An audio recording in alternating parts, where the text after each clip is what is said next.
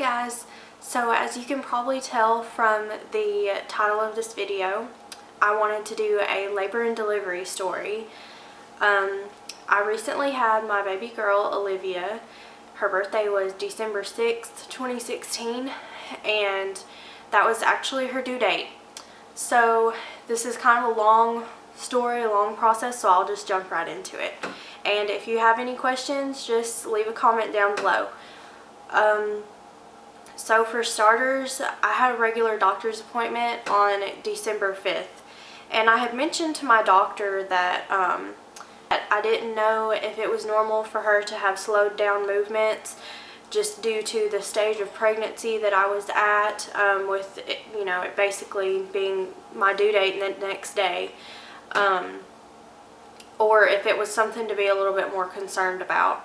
So she wanted to just be safe, and she sent me over to the local hospital to have a stress test done.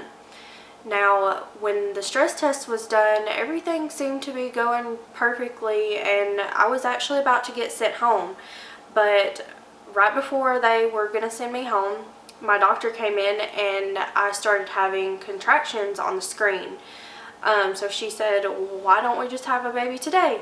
And y'all, that's when everything started getting scary and real. I thought I was prepared. I thought I was so ready, gung-ho, and when she said those words, it was go time. So they ended up giving me Cytotec, and it's not anything that goes through an IV. It was just a pill to kind of get the ball rolling. She did that. She went away for a few hours to kind of perform another surgery, and when she came back, she broke my water. And after that, it took just a little bit, but contractions really started to pick up. Now, in this area, we have a suite called the Hope Suite, and it is there for women who want to try to have a natural birthing experience, and it just kind of has different things to make it easier, like a birthing tub and birthing balls, and just different things to do to help ease labor when you don't have any medication. So a little background history on my pregnancy and everything. I had the goal, I wanted to try to not have an epidural. Now, I was open to the idea because, I was first time mom, first time birthing a baby. And so I didn't know what I was getting myself into. I wanted to have the goal of no epidural and doing the all natural way and everything, but I knew that, it would be a game changer once it was actually really time to go.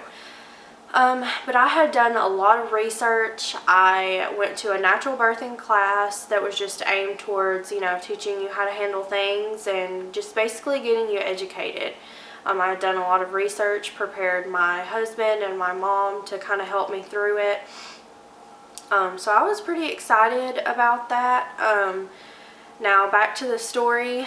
After a while, I was walking the halls, kind of trying to get things going. Me and my husband were walking together and, all that stuff, just kind of trying to dilate more, move labor along. So after they had the Hope Suite all cleaned and prepared, we went in there and I sat down to do, just kind of be monitored for a little bit. And after that, I got in the laboring tub. And it was okay, but for me, it really wasn't what I needed at that moment. It was kind of painful for me, actually. The water kind of felt like it was weighing me down. And that's really unfortunate because I was really excited to use it. I've heard a lot of people, it helps them tremendously, and who knows, in the future it may be wonderful for me, but I just don't think it was right for me at that time. So as labor progressed, kind of more into like 6 centimeters dilated, I was tore up. I was crying and I was second guessing my decisions and everything that I wanted to do. But thankfully, I had a wonderful, wonderful support system. My nurse was amazing. I mean, I can't give her enough credit. My husband and my mom, they kind of kept me on track, kind of knowing what the goal was, because at this point I just didn't believe in myself anymore. It was very painful, and for me, I was extremely tired. you know, the labor wasn't so long, but my appointment on the 5th was early that morning, and so labor was kind of leading on into the night, so leading into December 6th. So at this point, my nurse offered me Stadol. It's a medication that goes through your hip lock, through your IV. And basically, as soon as she gave me a little dose of that, I was drowsy. I was very loopy. Basically, what it did was kind of allowed me to doze off for a little bit and get some rest, because I was extremely tired and cranky. And I have to give it a round of applause to my family who stayed by me during labor. I had my mom, my mother-in-law, my aunt, my nana, my nephew, and my husband. Like, all of them were in there during the labor process. And that's wonderful that they were able to deal with me, because I was cranky, I was crying, I was moody, I was doubting myself, you know. And if I could just go back, I would have told myself, you know, you got this, you're prepared, you're strong. But, you know, in that moment, all that goes out the window. You're scared, it's a new thing, it's a new experience. So, but you could definitely start telling once the Stadol wore off. It would just kind of gradually ease up, and all that pain and all that, those contractions, everything would just come right back, which, you know, I'm grateful for at this point. I wanted a natural experience. I wanted to experience labor and be able to tell what my body was doing. After experiencing something like that, you really kind of become more in tune with your body and realize what you're capable of as a woman, and that's pretty cool. That's pretty awesome. So it kind of got around time to push, and I started pushing. My nurse noticed that Olivia was a sunny side up baby, meaning she was facing up, like towards my belly and my pelvic area. Now, in labor, you want your baby to be face down, like facing towards your spine. And this just makes laboring easier. When they're sunny side up, you know, they can get kind of caught in the pelvic area. It makes labor longer, unfortunately. So she wanted me to get up on all fours at this point and see if Olivia would flip naturally on her own. And she didn't want me to push anymore while I was on all fours, and this was very excruciating, because, you know, after so long of contractions and you get to that point, your body just knows what to do and you want to push. It's hard to stop pushing. And so that was hard. But my doctor ended up coming in, and I laid flat on my back again, and at this point my doctor flipped Olivia. And by far, throughout my whole birthing experience, this was the hardest and probably worst moment. I let out an embarrassing scream. It was pretty painful, but once my very professional, very skilled doctor flipped Olivia the correct way, we were able to start pushing, and my pushes were very effective, and it was a wonderful experience after this. I'm so grateful for the experience that I had, and for my nurse and my doctor and my family. They were so supportive. Now for the actual delivery, my mother, my mother-in-law, my husband, and my 15-year-old nephew were in the room, and that was such a blessing to be able to have them experience that with me.